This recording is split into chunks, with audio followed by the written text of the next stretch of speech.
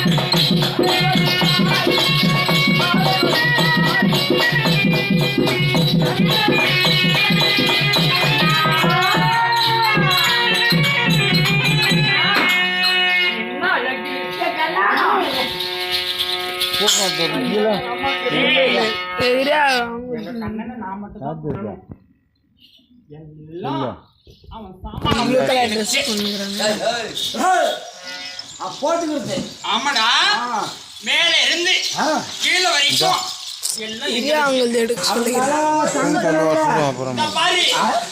இந்த கிருஷ்ணவேணி தான் பாப்பேன்.